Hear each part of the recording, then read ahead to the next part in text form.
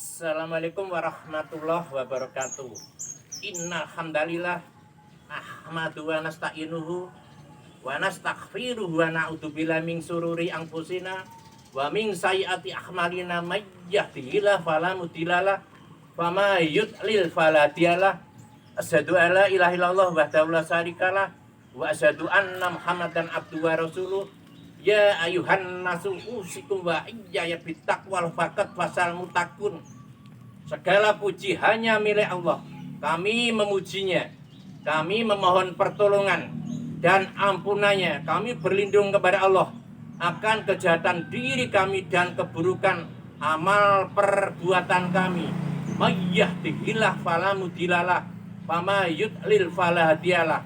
Apabila Allah memberikan petunjuk, maka tidak ada yang menyesatkannya, dan apabila Allah menyesatkan, maka tidak ada yang memberikan petunjuk.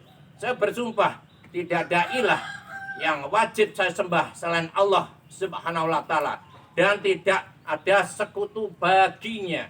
Dan saya bersumpah pula bahwa Muhammad adalah hamba dan rasulnya. Semoga keberkahan, salam keberkahan, kesejahteraan tetap terlimpahkan kepadanya, kepada para keluarganya, ahli baitnya, para sahabatnya, dan tentunya para pengikutnya. A'udzubillahi minas syaitonir rajim. Ya ayyuhalladzina amanu taqullaha wal tanzur nafsum ma qaddamat lighad wa taqullaha innallaha khabirum bima ta'malun. Wala takunu kalladzina nasula fa'angsahum anfusahum ulaika humul fasikun. La yastawi askabun nari waskabul jannati humul faisun.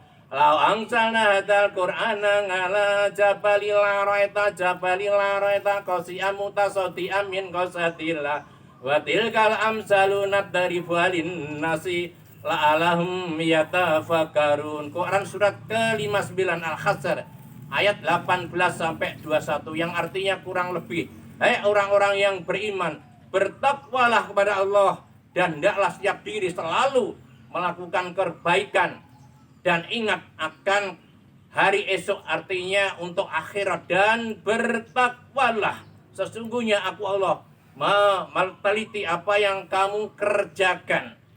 Maka kamu janganlah menjadi orang-orang yang lalai kepada Allah, sehingga kamu lalai akan terhadap dirimu sendiri. Itulah orang-orang yang fasik.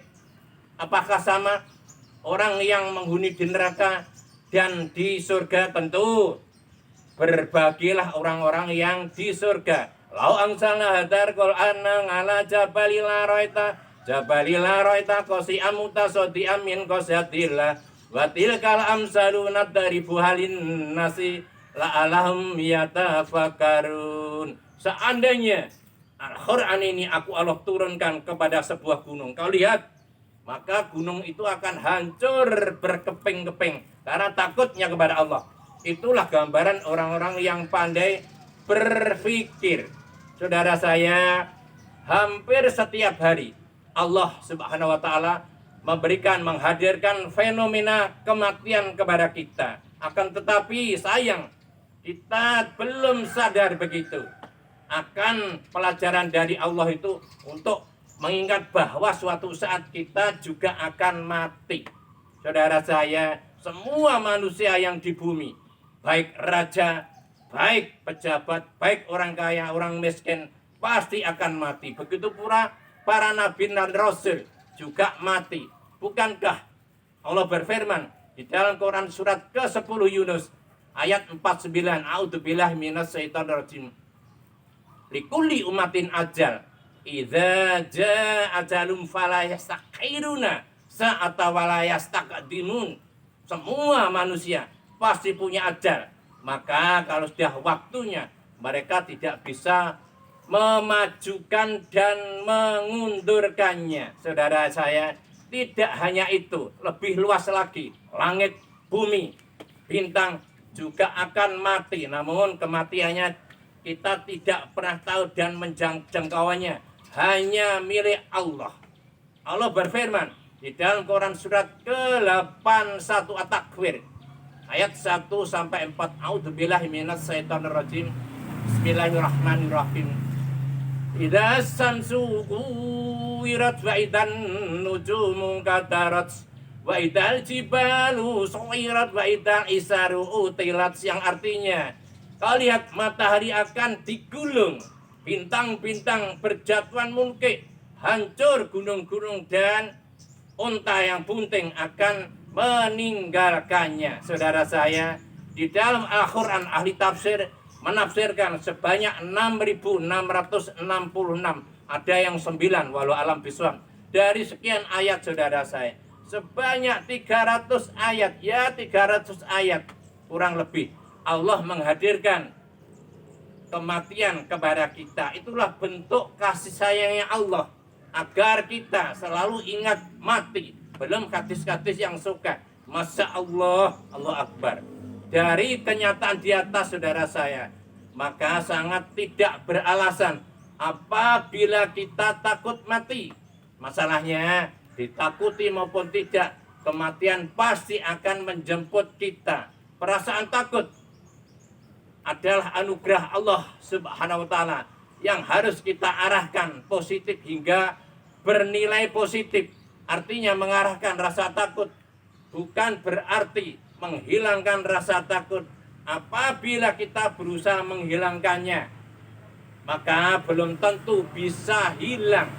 Yang tidak kalah penting lagi saudara saya, ingat mati, maka akan mengarahkan kita untuk meraih keberhasilan setelah mati.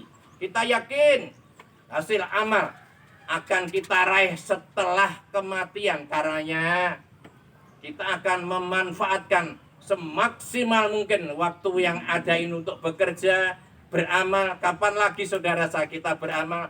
Kalau tidak sekarang, belum tentu esok ada waktu lagi. Kapan lagi kita akan membantu orang mencari ilmu, rukuk, sujud, berbisnis, dan kebaikan lainnya.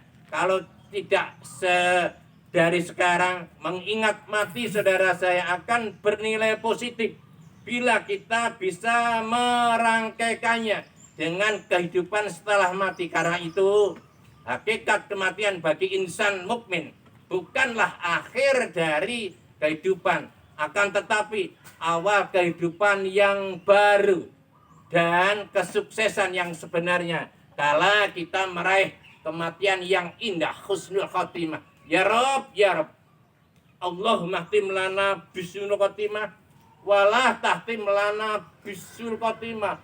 Allahumma khtim lana bisul khotimah walah tahtim lana bisul khotimah.